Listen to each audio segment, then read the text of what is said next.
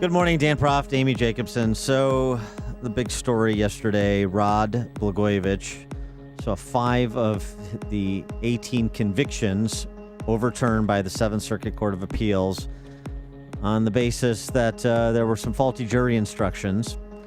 So the questions abound now. Will the U.S. Attorney's Office decide to retry Blagojevich on those 5 charges? Unlikely. Will he be resentenced in the near term? Well, that in part depends on what the U.S. Attorney's Office does. Even if they're not interested in retrying him, they could still appeal. They could ask for an en banc appeal by the Seventh Circuit. They could appeal this to the United States Supreme Court, and there's a chance the U.S. Supreme Court could take this case up. But even if everything goes Rod's way and does so expeditiously, are we really looking at him doing significantly less time than he is scheduled to do, than another about 11 years in federal prison? Yeah, that's what everyone wants to know. How much more time will the governor serve?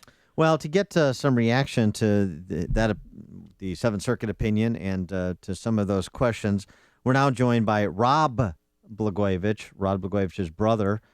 He is the author of the book Fundraiser A, My Fight for Freedom and Justice. Rob Blagojevich was indicted by the federal government in the first trial.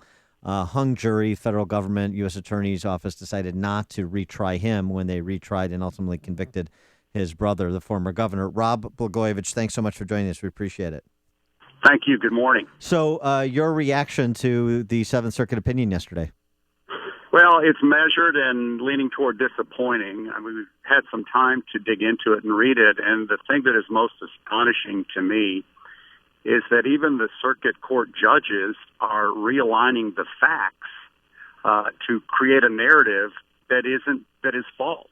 And what I mean by that specifically is the assertion now by the judge Easterbrook that my brother initiated a $1.5 million offer to Jesse Jackson Jr. for the Senate seat, and that is blatantly false. I was the one approached by emissaries representing Congressman Jackson at the time. I told them no, Rod would have no part of it. He was going to do the right thing for the people of Illinois. And I'm the guy who got indicted, who subsequently the government found that I was a reliable, credible witness and dropped the charges against me and tried Rod alone. And so you've got a narrative that has changed. It's Kafkaesque. It's appalling to me that now clearly the appellate judges did not listen to the tapes, nor did they look at the 302s that are a part of the record. So I'm very frustrated. So Jesse Jackson's people approached you. Did they call you on the phone? Did you meet at a restaurant? How did that go down? I met with 2 individuals, 2 separate times, one on October 28th, the other one October 31st in 2008. They initiated initially a $1.5 million offer, and then the other individual offered $6 million. And they were like the Keystone Cops to me. They were out of their element. What we learned by reading the discovery that from the government's own investigations, the investigative reports called 302s of these 2 individuals, that they were instigated to go forward and offer money by Congressman Jackson. It's there. And I'm not making this stuff up. It's just baffling to me that this is now a changed narrative that it's not true. And I'll also submit this that failed to get in. These tapes that have been sealed by the court, we have already documented more than 50 times that my brother in his conversations said to his attorneys or his advisors that he wants to do the right thing. He wants to do what's legal regarding the Senate seat. None of that got into the trial. I just wanted to clarify something because you know, for those who don't recall, you kind of came in late in the game in terms of the Blagojevich tenure. You were brought in to help him fundraise for re-election and so forth, but you weren't there from the outset. You're not a creature of Illinois politics, and your knowledge, correct me if I'm wrong, your knowledge of your brother's actions as governor is limited to this Senate seat area in terms of the charges he faced and was ultimately convicted of. You don't know about conversations that he may have had where he was convicted of, for example, shaking down executives at Children's Memorial Hospital for contributions. Is that accurate, or is that not accurate? That's very accurate. I mean, I was there for 4 months. I fundraised for 4 months, and it was primarily the Senate seat that, not primarily, that's what I was indicted on and had to defend. And so are you necessarily saying that you believe your brother is innocent of everything that he was convicted of, or just as it relates to the Senate seat? I'm speaking for what I know and from my experience and what has been presented through a judicial process that is so very skewed in favor of the prosecution to write a narrative and get away with it that's not true. So I'm speaking specifically to the Senate seat counts that I was charged in and now that are in question with my brother. Is there any way to release all the tapes? I don't mean to sound like your brother, but I want to hear the tapes, and especially Mayor Emanuel's on some of those as well. He is, and that's a legitimate question. I mean, there's just no public outcry. I mean, I feel like I'm yelling in the dark here about the stuff that I know that I'm prevented to get into specific discussion with. And there's a reason why they're sealing those tapes.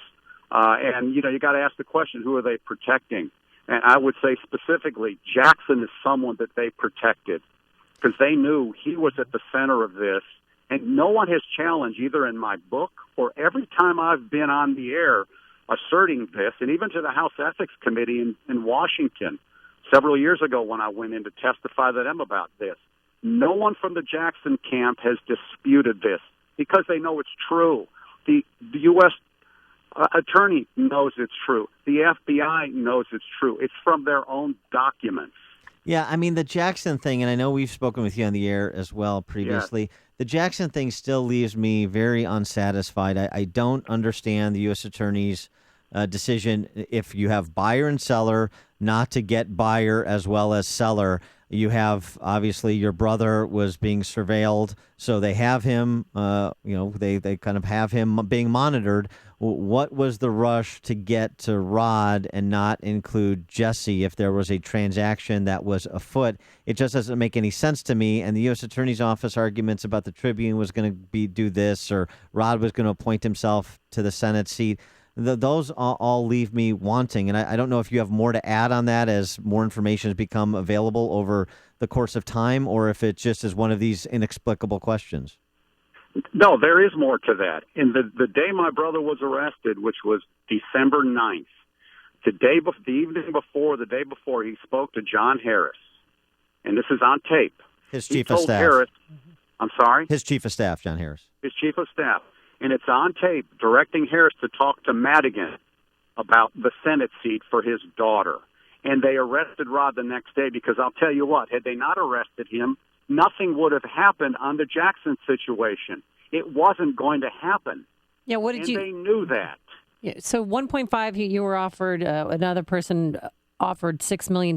What did you tell them when they offered you this? What was your reaction? I was very polite, and I told them that Rod would not appoint Congressman Jackson anything based on what I understood his relationship was, and that it wasn't about money. There is even a wiretap of me on November 11th with a third person from the community the Indian community there in Chicago, who had overheard conversations by these individuals warning me and Rod that this was going on. And I clearly tell him, and we submitted this during the trial while I testified, that I told this individual twice, it's not about money. Rod's going to do what's right for the people of Illinois. And that is conveniently dismissed and alleged by the prosecution that I was lying to this man, which is farthest thing from the truth. But now they are selective. I'm sorry. There's a selective choice of facts and a realignment now of the facts to come up with a narrative that's false. But now let me ask you a question on the Senate seat. So on the one hand, you say they're protecting Jesse Jackson, the prospective buyer. I mean, he wanted to. You said no. I got that. But on the one hand, you say they're protecting Jesse Jackson. On the other hand, you say Rod, the day before he's arrested, directed his chief of staff to call Mike Madigan to see if Lisa Madigan was interested in the Senate seat, so that deal, that buyer and seller deal, was never going to happen. So if it was never going to happen, how are they protecting Jackson? You see what I'm asking? Because they stopped us from going forward and Rod pursuing things in a proper legal way. And if you read the documents and you as an objective observer read what really went on based on these emissaries that came to me with the bribes, you would see that they should have begun investigating Jackson as to what he was up to try to buy the Senate seat. I see what and you're so saying. they let that go. And there's another thing that was in one of the 302s that I read that I remember, and that is Jackson asked one of them, and did you offer them money? And the man said, yes, I did. He said, well, don't talk about any money anymore. I hear that they're investigating Blagojevich for selling the Senate seat. So somebody tipped him off. And again, I've spoken about this. I've written about it. And no one challenges it. And because it's true. I'm not making this stuff I believe up. you. All right, Rob Blagojevich, he is the brother of Rod Blagojevich, R-O-B-R-O-D. He's also the author of the book that he's referencing, Fundraiser A, My Fight for Freedom and Justice. Rob, thanks again for joining us. Appreciate it. Thank you both. And he joined us on our